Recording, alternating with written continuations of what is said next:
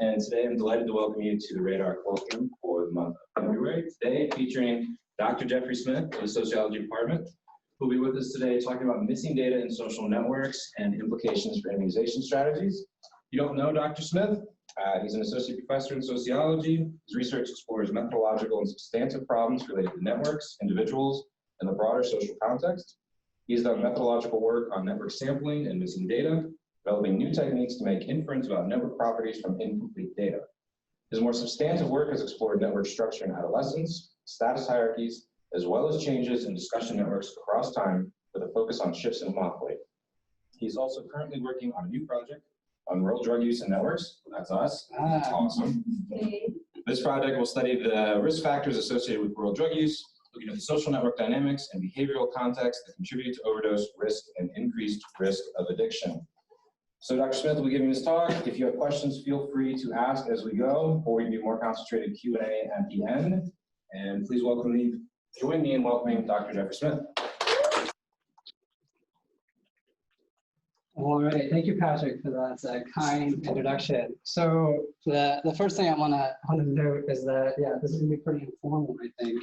And so if you have questions, feel free to stop me and to ask. The second thing is, yes, I just finished teaching. So like maybe 10 minutes ago. And so I'm pretty fried. So we'll see how this goes. I am tired. So we'll probably do about 45 minutes and then I'll give up and and we'll see. Okay, so with that, as I lowered your expectations, here we go. So what I want to talk about today, it's sort of a funny talk in some ways to get to this colloquium because it's not really about addiction.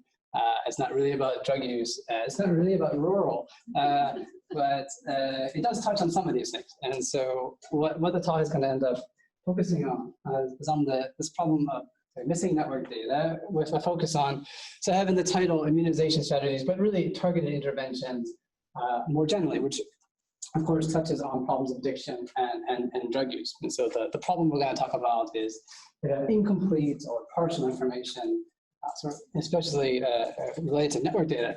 What can you do with it, and how can you get around some limitations specifically related to targeted interventions? Okay, so what does that mean? What are we up to?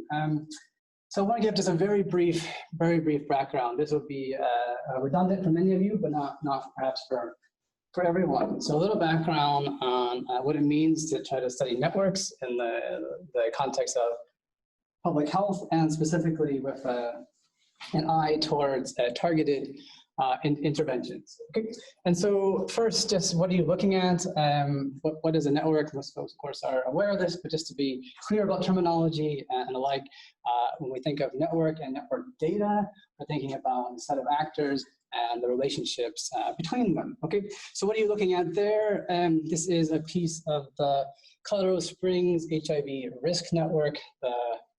The circles there, the nodes, if you're a network person, are at-risk individuals within Colorado Springs, and the lines connecting them, or the edges, basically represent either they were sexual partners or they had done co-drug use, so some shared risk event. Okay, so this is if you're a network person, this is the kind of data and the kind of pictures that you are interested in analyzing. So why would you want that kind of information? A number of possible reasons. I won't go into details. These are huge literatures, but I'll just touch on them to kind of set the stage for where we're headed. Okay, so first, sort of most obvious, spread of infectious disease. So if you're interested in sharing needles or sexual contact and infection, such as HIV, HCV, syphilis, gonorrhea, and so on, spreads through contact, you as a researcher or a public health person may be interested in what is the epidemic potential, and in terms of targeted interventions, may want to know what can I do, what steps can I do to try to limit it. And in that case, having that kind of information, that kind of data is pretty crucial. Second, you may be interested in sort of peer influence. In the sense of it could be good or bad peer influence. You may be influenced to start smoking or so on. You also, it can be positive. That imagine that you did an intervention and you were able to convince folks, to convince their peers to take on safe sex practices and the like. Okay, and so in terms of interventions, perhaps you collect network data, figure out who is the most important, most central actor in the network, target them, give them the intervention, and then have them basically try to convince their peers to stop smoking or to do safe sex practices or the like. Okay, so two examples of ways that we may be interested in public health as well as in terms of targeted interventions. And there's a huge literature, of course, on social support as well as the negative side of relationships, that they can be stressors, so they can trigger folks in terms of drug use and addiction. But so the flavor of this is that networks themselves are neither good or bad. They can be useful both in terms of empirical research as well as in trying to put together a targeted intervention. Okay, so with all that said, there's good reasons to want to have network data. So what's the problem, or what's sort of the catch, and what are we up to today? So the implication is, if you are interested in doing a network-based study of infectious disease spread or peer influence or the like, or if you're trying to plan an intervention that is going to utilize network ideas, you need network data. Okay, you need to actually root it in the an empirical case, the actual empirical network data. So what's the problem? Well, this can be difficult. This can be tricky, especially in at-risk or vulnerable populations. And so why is this tricky? Well, of course, in general, collecting data on at-risk populations is hard. But network data is especially hard. It adds to the list of complications. Why so? Because network data, network measures, at least traditionally, require a census. What does it mean to have a census? Well, basically, we're interested in the population of interest, whether it be at-risk users within Colorado Springs or what have you. We're interested in all the actors in that population of interest and the connections between them. So think back to the picture here. We're interested in all the possible connections between at-risk people and whether or not they shared a risk event or a risk relationship. But that means you need information on every actor and whether or not there's a time connection between them. That is, in fact, pretty hard to come by. Why? Well, because there's often missing data. Okay, missing data. In any study, there's missing data, but in network studies, yeah, same thing, likely to have missing cases. Why so? Well, imagine you were collecting data in a school. Individual students may in fact just be missing. They may refuse to do your survey. They may fill it out incorrectly, and so on. There may be individuals that should be in your population that you don't even know about. Imagine you're collecting data in an organization. They may just refuse to do the survey because they're too busy and the like. So you basically all the issues that any survey runs into, plus the fact that you're looking to try to get a census, and it's very difficult to typically do. Okay, so for all kinds of reasons, we often are working with incomplete data, but our measures assume that you have a census. This, of course, is the crux of the problem. Okay, so what does it look like? What does the problem of missing data look like? So what are you looking at now? On your left, this is the complete network of sororities. These are women in a sorority, friendships between them. On the right side is the exact same set of data. So our circles are women in a sorority. There's a connection or an edge between them if they nominated the other as a friend. So the left is the complete network. On the right, we have the same network, but I basically colored the actors based on, I simulated what missing data might look like. So the blue here is folks who we'll assume are present, filled out the survey, and did their due diligence, and our red folks are, well, they were absent or refused or what have you. Okay, so same picture. On the left is the exact same you saw on the previous slide, and now what I've done on the right is that just taken? Well, imagine you're the researcher and you never see the red nodes or the red actors. They're missing. So what would the resultant network look like if you didn't have any information on those folks who were assumed that they're missing? Okay, so basically just sort of pluck them out of the picture, and the question is, okay, if you only had the present nodes, the present actors, what would it look like? Okay, and so much of it's the same, it kind of looks basically the same, but there are key differences. So first, for example, maybe perhaps most obvious, this poor actor over here, from the researcher's perspective, now looks like they're completely disconnected from the rest of the sorority. And so if you're interested in things about influence or flow, this person will look like, well, they are all on their own and can't be affected. But of course, in reality, they are. Okay. Other things that may be of interest, well, you know, if you look at the picture on the left, it basically splits into two groups. You have a cohesive group, small cohesive group on the top there, and sort of a larger cohesive group on the bottom. Once you take out some of those missing actors, it almost splits into three groups. You still get that top group that's cohesive, but this bottom set looks much less integrated. It almost splits into yet a group within itself. And so it underestimates exactly how integrated this large set is, which of course may affect our measurement of various important properties of the network, as well as give us misleading information if we're trying to properly target or plan a targeted intervention. Okay, and so the question for the talk, and I say a talk in three parts, but I'm probably not going to do the third one. So there we go. I don't know. I think this is going to be a talk in two parts, and then I could talk about the third one if there's interest. How's that? Okay. So talk in three parts. The first question is, okay, so if you have missing data, and most of our measures assume that we have complete information, how does this affect basic measurement of the things that we may be interested in as network researchers? So how does missing data affect the measurement of key network properties? Okay. Basically, the question is, if you go from the left to the right, how does this affect our measurement? Question two, more perhaps particularly relevant for this type of audience, the question of trying to plan a targeted intervention on a network using network data that is incomplete. So how does having missing network data, and specifically we're thinking about missing data in the sense of having actors not present in the study, how does that affect the type of intervention that you end up putting forth?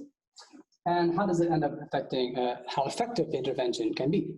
Okay, and so how does missing network data affect potential effectiveness? There's a lot of effect in the intervention. And the third one, which I probably won't get to, but I'm happy to chat about, is really the question of imputation. So what should you do? Okay, so you have missing data. Network data is often incomplete, and what are you going to do with this if it in fact does create bias and problems in our measurement? And that is, we'll see if I get there, but my guess is I don't. Okay, so we'll see. So co-authors, just quickly note that this is collaborative work with a number of folks. So part one and part three are work with John Morgan, who is at, well, I will try to pronounce that. We'll just say Potsdam. I don't know. Anyone speak German here? No? Okay. So how do you say that? Good. That's what he's at. Excellent. And then Jim Moody's at Duke, at both sociology departments. And part two, this is co-authored work with, so Sam Rosenblatt is the first author on that paper, and he was an RDU student here at UNL a few summers back, so there we go. And of course, Robin's here in the flesh to tell me all the things I get wrong, also co-author on this. And our co-author, Laurent. Did we decide how to pronounce his last name? No, we also can't pronounce his name. I don't know. Obey. Iber du Fresne, I don't. Close enough. Anyway. Thank you. So Okay, excellent. And both Laurent and Sam are at computer science department in University of Rouen. Okay, so with that said, let me get into part one, and I don't want to spend too much time on it because I want to get to the second bit. Because I think that's probably the more interesting part for most folks, for this audience. Okay, so in general, this is a general question. If you have missing network data, how does it affect your measurement? And in some ways, when, under what conditions does it have the largest effect? Okay, and so the first bit I've basically already said. I will say we have this idea that even a little bit of missing data is problematic. My own past work and past work by other folks has basically laid that to rest, but we still have this still a problem. So we know it's not going to automatically invalidate the study of a bit of missing data, but it does in fact raise important problems, important questions about how to collect network data, how much missing data can you tolerate, and ultimately where we're headed, what do you do in the face of trying to analyze and trying to impute data, which is part 3. Okay, so what are the key questions? We're not going to do all of this. I'll highlight a couple. In general, from the point of view of the researcher, what do you really care about? Well, you really care about, in some ways, the second question, how much missing data is too much? So if I'm trying to analyze a network, I'm trying to understand centrality or other measures, how much missing data is going to cause a problem for me when I try to measure things? And more to the point, how much does this depend on the particular case in question? And so the question is, is it simply having 30% missing is too much, or does it depend crucially on, and I'm going to argue it does, on the type of network in question, the measure of interest, and in fact, the type of missing data. And so we're really interested in thinking about sort of the conditions or the profiles by which certain levels of missing data become too much.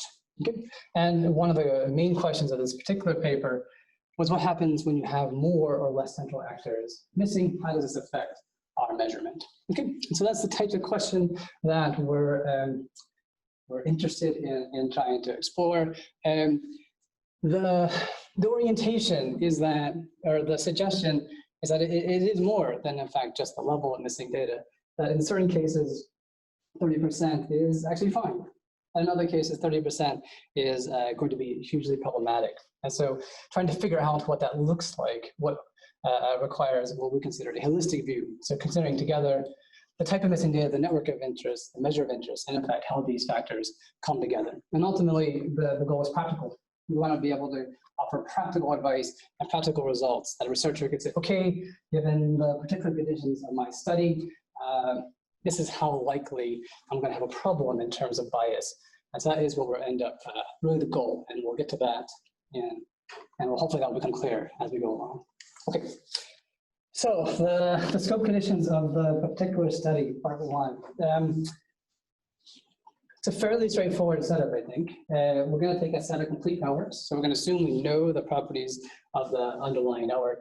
We're going to end up removing nodes in specific ways. We're going to calculate various measures of interest, and then we're going to calculate bias. So what does that mean? Basically, we're going to take full complete networks. We have the full data.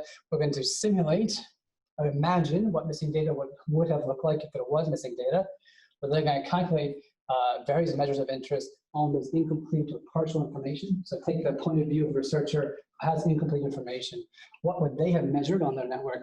And then we're going to compare it to the true value and see how far they are. See how much bias there actually is.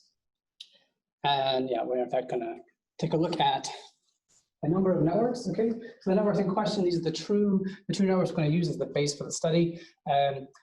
12 networks, they represent a sort of range of settings on purpose, from school settings to organizational settings, co-authorship networks, and so on. And perhaps most crucial, most relevant for this audience, the epidemiological network we saw at the beginning, the Colorado Springs HIV-rich network.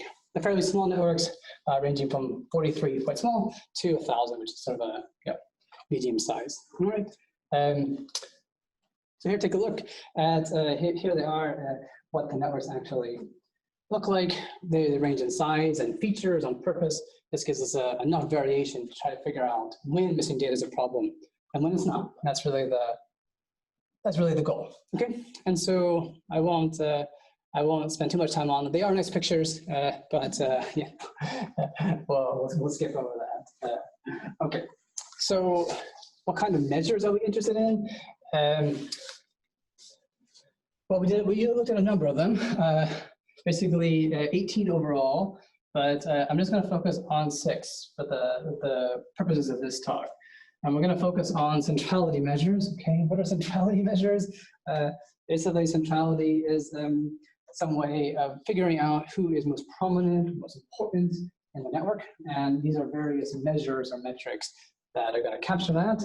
Our degree measures are based on the number of nominations received, so number of sex partners, or number of friends, depending on the specific network of interest. So bond power centrality, just similar to a degree, but it takes into account the people you're connected to. So if I'm connected to someone who also has high degree, that gives me a higher score. So this captures something about patronage, basically. Closeness, basically that is fairly self-explanatory, how close I am to people in the network, or am I really distant, or am I sort of in the center so I can reach everyone really quickly. And betweenness basically captures whether or not I sit in between groups or not. Okay, so different measures of how important I am to the network. And our question is, well, okay, can I capture these kind of measures capturing prominence of individual people if there's missing data, or is my estimates hopelessly off? That's the kind of questions. Okay, so how are we going to determine this? The basic idea is, as I said, take the observed network, remove nodes, and then basically calculate the measures of interest on the partially observed or incomplete network. We're going to do the two measures or two versions of simulating what missing data looks like. So in the paper we do a lot more, but in this case we're going to look at 2. Strong negative correlation and strong positive correlation. What does that mean? Basically, it just means that in one case, the people who are more likely to be missing are on the periphery of the network, and in the other case, they are in the center. So this is basically varying systematically who is more likely to be missing. As opposed to random missingness, we're interested if there's systematic bias in who's missing. How does this affect our ability to make valid estimates? Missingness levels are going from very low, 1% of the network missing, all the way up to 70%. Okay, and we're going to repeat this 1,000 times per case, not per network, and bias is measured as a proportion. So how far off are you from the true value proportionally? All right. So, okay, so what are you looking at? It's only taking me a half hour, but here we go. We get to some results. Okay. So what to say? The first thing to say is that this is one of those papers that had a huge number of results. 12 networks, 18 measures, 8 different versions of missingness, and so huge combinatoric problem of how to present the results. What I've done, or what we've done, I suppose, is simplify this dramatically. So this is only looking at the centrality measures for the sake of simplicity. So just those couple of centrality measures, that's 1. And 2, rather than looking at the results for all 12 different networks, this is a summary, if you will, of what the results look like. Basically what we did is we took the raw results and used clustering algorithm to put them into profiles, types of missing data or bias as missing data goes up. So that was the first step. And then for each of these clusters, we basically described them based on the size of the network, the type of missing data, and the measure of interest. And so this is a 1-slide summary of a very complex analysis. How's that? Okay, so what's the story? Okay, so what's the story? The simplest story is that, yes, not surprising, as missing data goes up, your bias increases. So, okay, good. That's unsurprising. What's more interesting, first, is that there's a fair amount of variation. Okay, so a fair amount of variation in terms of the level of bias. So for the same level of missing data, let's say 50%, you could have anything from effectively zero bias, nothing, all the way to around 0.4, which means you're 40% off, which is pretty substantial. Okay, and so first, yes, missing data goes up, bias goes up, but the rates are very different depending on the case. So you can have very little or quite a lot of bias for the exact same level of missing data. Okay, what else? Okay, so some scenarios are generally worse than others. In general, larger networks tend to have lower bias. Degree-based measures tend to have lower bias. When you're missing periphery members of the network, they tend to have lower bias. This is intuitive, I think. It's not, so that's sort of general tendencies, but it's not the whole story. It really is for us in the combination of these things, how these things cohere, where you really start to get figure out how much bias are you really likely to have. And so let me run through a couple examples. Okay, so for example, in general, if you have a large network that has missing peripheral nodes or peripheral actors, low bias, and that's pretty good. And we can see, so if you have a large network, missing peripheral actors, and you're measuring Bonus's power centrality or total degree, almost no bias. But it's not always the case. So simply having a large network and missing peripheral nodes doesn't guarantee you're going to have low bias. If you look at the very last, that last cluster is sort of our high bias cluster. Okay, if you have a large network and any strong, that includes positive or negative, and you're measuring closeness, you have pretty high bias. And so simply having a large network and having missing peripheral nodes doesn't guarantee that you're going to have a low bias. If in fact you're measuring something that, in this case, closeness, that tends to have high bias. Similarly, so look at Bonus's power centrality. That measure in the first case has almost no bias when you're missing peripheral nodes, but exact same measure down here. Okay, so exact same, so still a large network, same measure, Bonus's power centrality. But in this case, strong positive. Now you're missing your central nodes. So exact same size network, exact same measure, but now you're missing the central nodes, and the bias is quite high.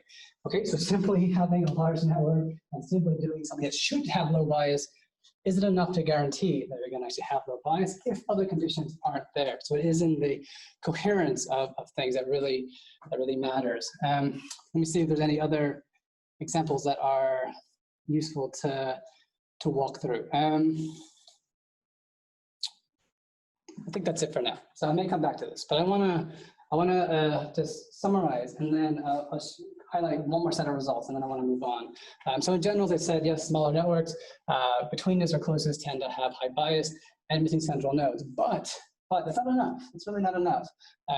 It really is in the combination of attributes. Simply having a larger network and missing peripheral nodes doesn't guarantee that you're going to be having a lot of low bias.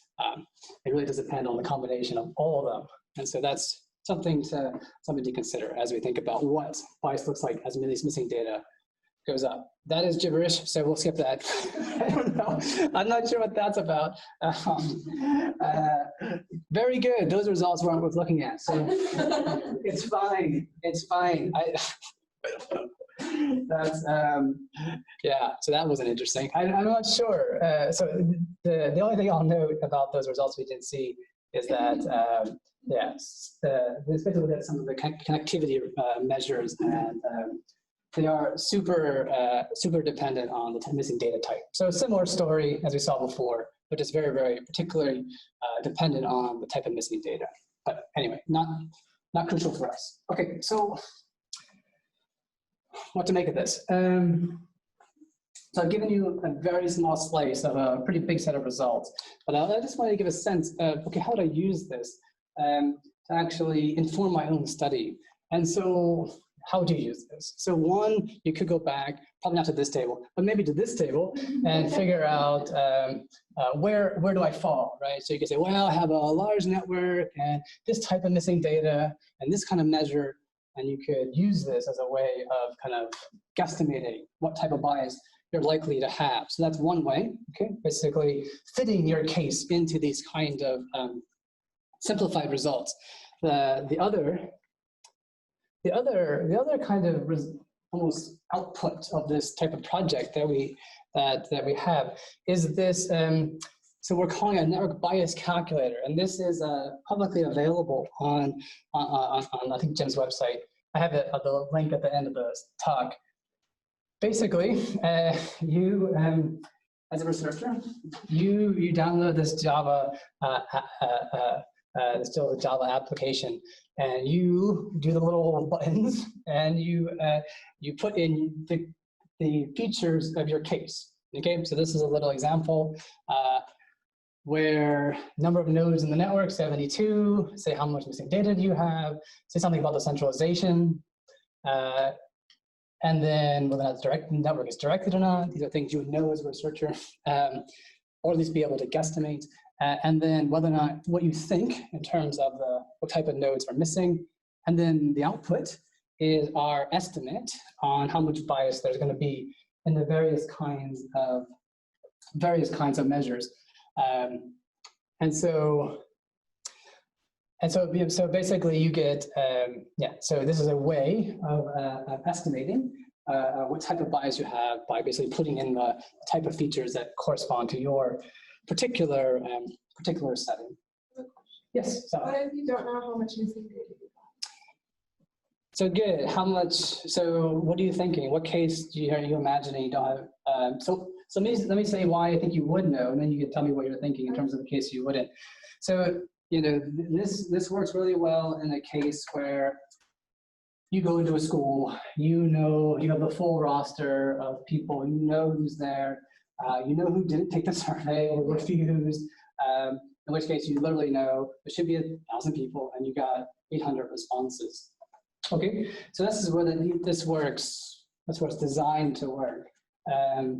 So tell me the case that you're thinking, look, why would you know that? So good. Well, I'm just thinking in the case of most survey data, we don't always know, we have a sampling population, but we don't always know the full census population or what the full population is. So if you don't have, I guess I'm just thinking if you don't have the full population and I don't know if I have a specific case. Yeah, so good. So this is assuming, I think this is assuming you're in a world where you have narrowed down the population to something reasonable enough. Perhaps you made arbitrary choices, that the population of interest is all at-risk people in a particular town, a particular city, perhaps arbitrary. This is a somewhat different problem, but the question of boundaries, where do you draw the boundary around what is a population? We're assuming that the researcher has made those hard choices and can determine what plausibly the population of interest is. So I would say that's not just a problem of missing data, that's a problem of the study. If you're going to do this, you have to at least decide somewhat what the network is from the start, which is a really hard, deep question, and we won't be talking about that today. We punt on hard, deep questions for some other time. But it's a great question, but I think you're touching on what is a really hard problem and one that we ignore in the paper. So. Okay, other questions? Okay, excellent. Anyway, so the point is, assuming you've made these choices and are plausibly can decide on these things, that you could use this as a way of gauging bias in your own research, setting. Okay.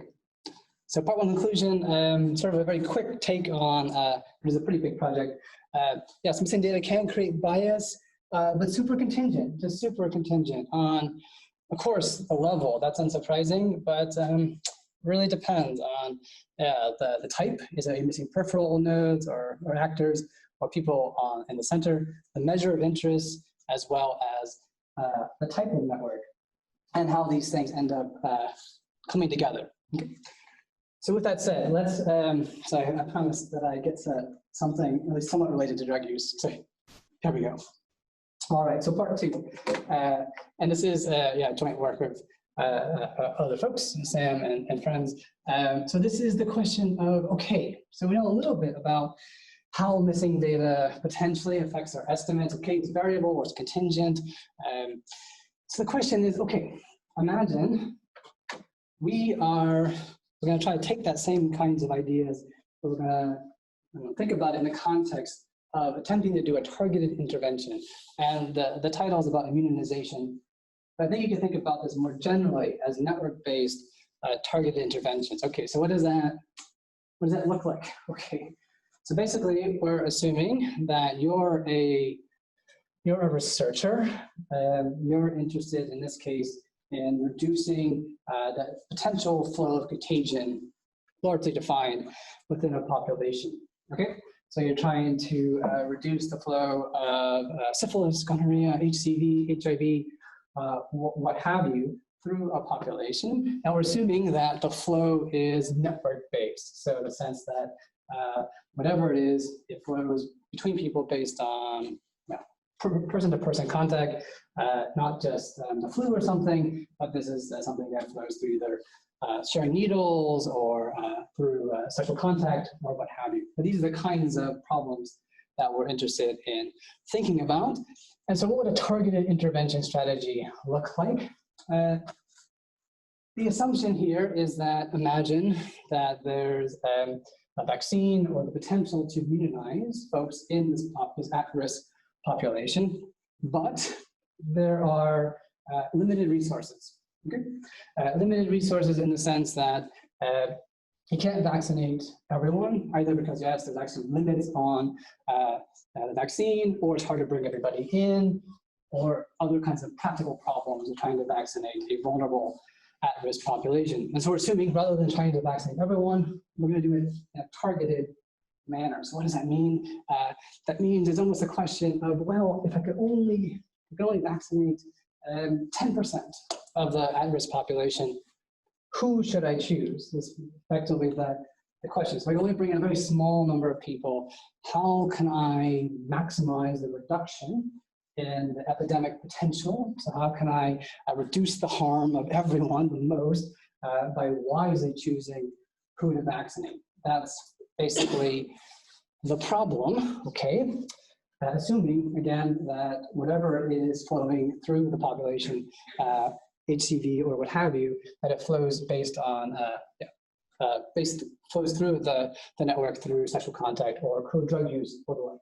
Okay, and so what's the implication is that there's actually quite a bit of work on thinking through what kind of strategies are going to be most effective at reducing the epidemic potential. Okay, the problem, or at least from our perspective, the problem is that most of these strategies, and we'll talk about what that looks like in a second, assumes full, nice, complete information about the underlying network structure. So the question in most of past work, something like, if I knew what the full network actually looked like, how could I effectively choose, or which strategy is best at reducing epidemic potential if I can only vaccinate a handful of people, okay? And so, past work, as I say there, has really focused on, effectively evaluating different types of selection strategies. And so this is almost like, this tends to be computer science folks, mostly, and this almost becomes an algorithmic, that's a tough word, okay, the question of which algorithm basically chooses the best set of people to immunize. And so the problem is that all of these selection types of papers in the past have done so in fairly unrealistic conditions. They've said, well, if I knew everything about the population, here's the best strategy to pick. This is the one that picks the right people most of the time and reduces the epidemic potential the most. So our question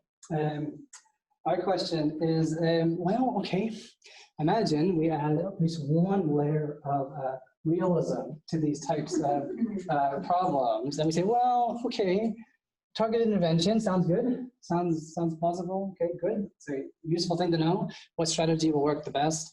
But imagine you didn't have full information about the population.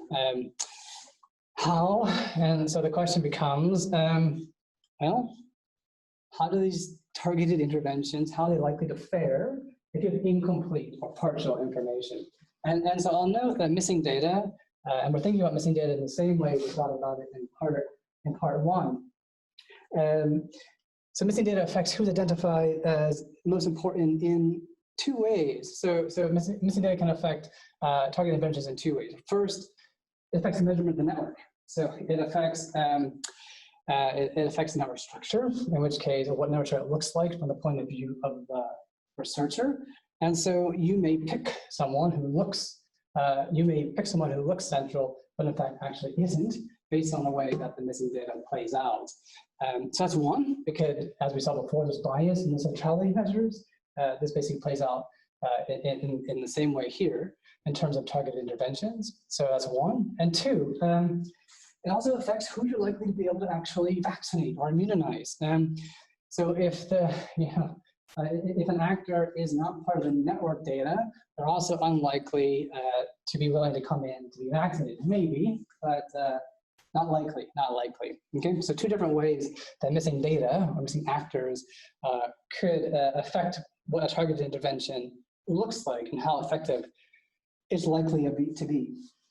Okay, and so key questions, and then I'll go through this pretty quick and then also wrap up.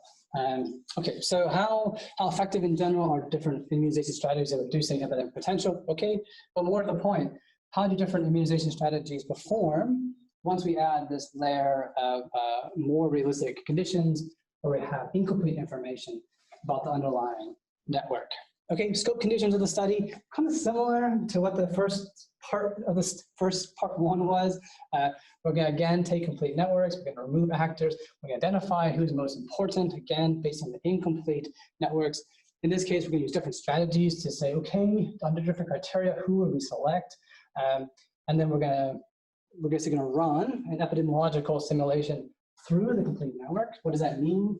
We're basically going to say, okay, well, if we infect an actor and they allow that infection to spread or percolate through the network, how far does it spread?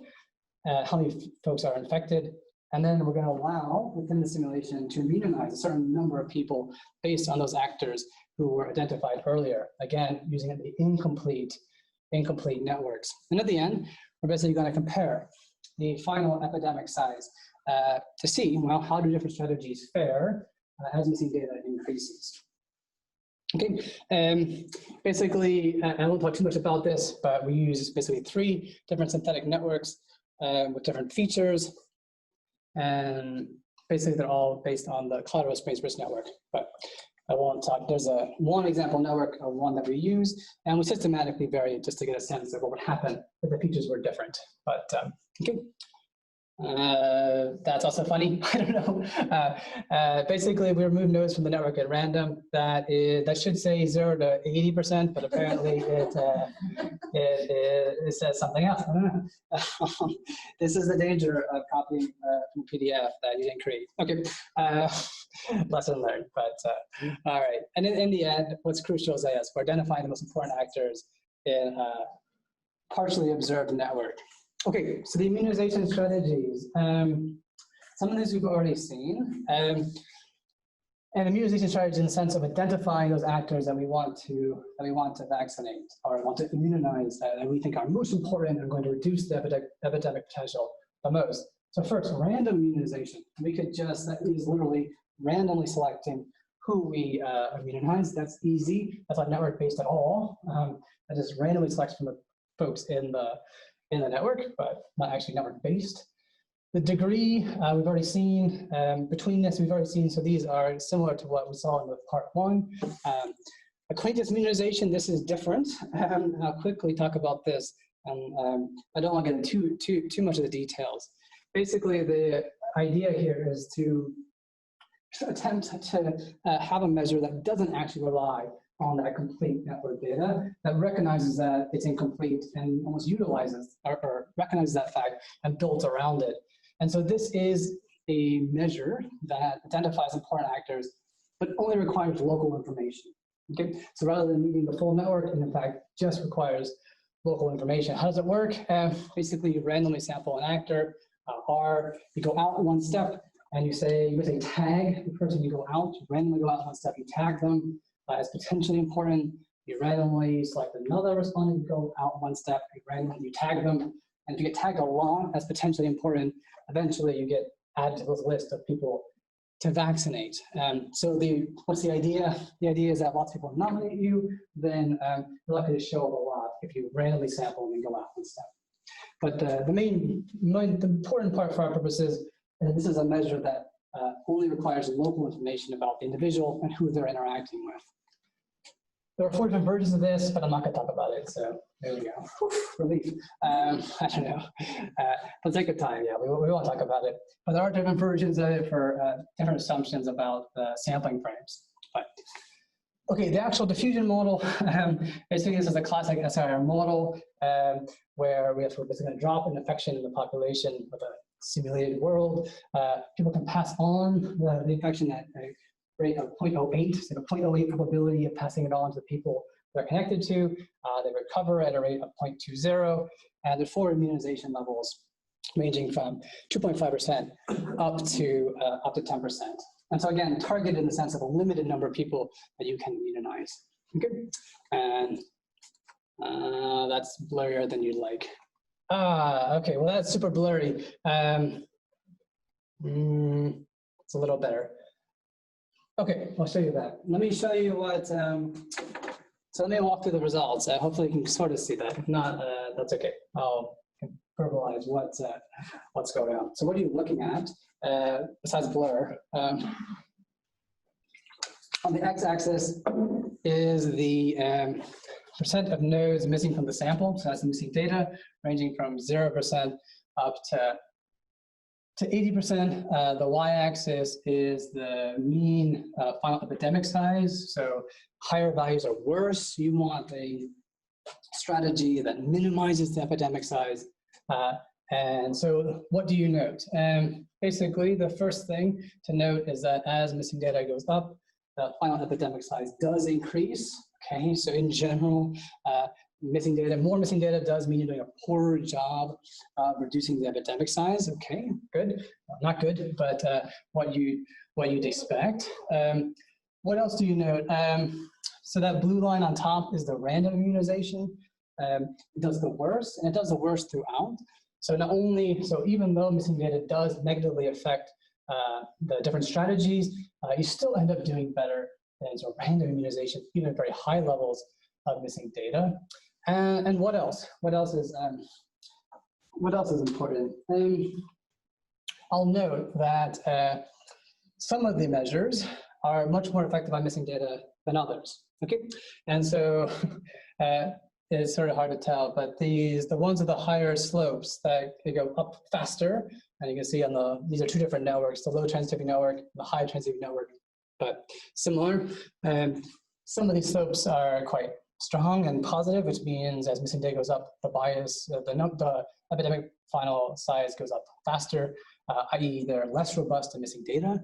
And those tend to be the degree measures between this, the kinds of things we studied in part 1. And so those measures, degree, betweenness, and so on, are, as you can see, more effective than the acquaintance, these other measures here, which are the acquaintance immunization.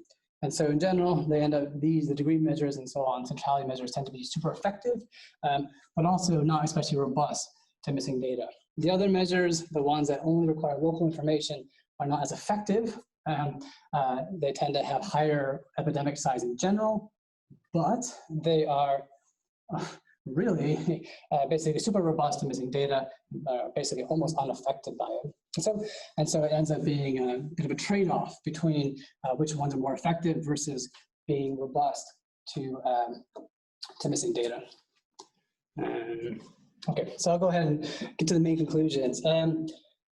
So in general, what did we find? So we basically found that overall, global strategies like degree and betweenness are, we'll say, effective, but not robust to missing data. And so those are those very steep lines that tend to start off low, i.e. low epidemic size or low missing data.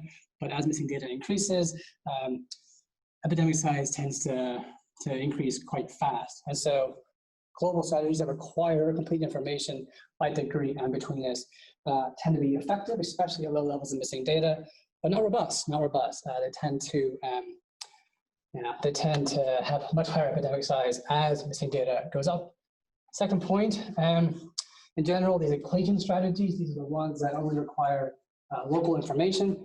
They tend to be super robust to missing data, okay, so almost flat as missing data goes up, but in general, less effective. So you can see at low levels of missing data, they perform quite worse with higher epidemic size. And at some point, there's a threshold where the equation strategies do, in fact, begin to outperform those global strategies like degree and betweenness. So a bit of ongoing work, but happy to talk about that later on. So what are some of the practical implications of the kind of results we have? So first, I'll highlight the idea that with targeted immunization strategies, pretty effective, in fact, even at high levels of missing data. So 80% missing, okay?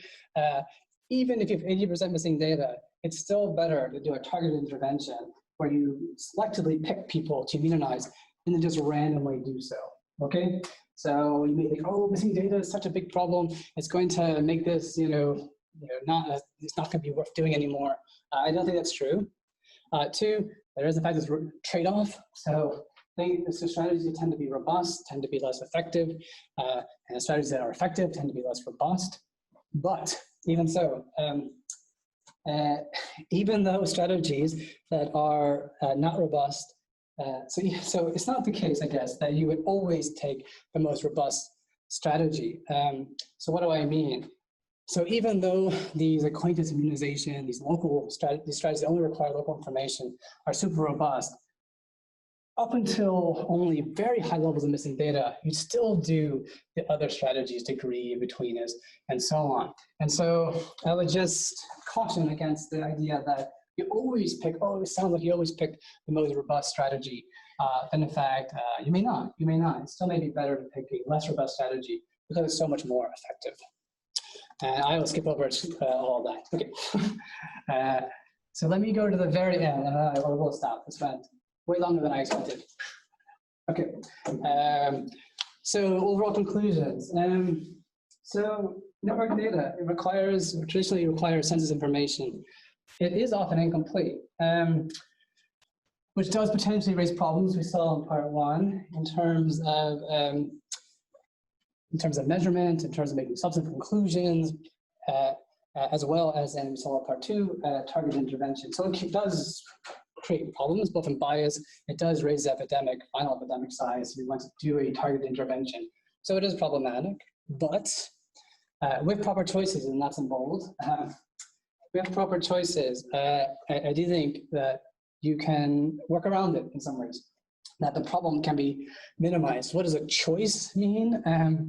Well, it means a proper choice in terms of the intervention strategy, depending on the particular case, level of missing data, and so on. So picking the right strategy given the conditions of your study. And I didn't talk about it, but same kind of story with imputation. There's lots of things one could do. So picking the proper imputation method for your particular case, again, making the proper choice can go a long ways in minimizing the problems. And so the hope is that this work will go a little ways to making those type of choices easier for researchers in the field. And with that, I'll stop and collapse. Okay, so, all right. So thank you.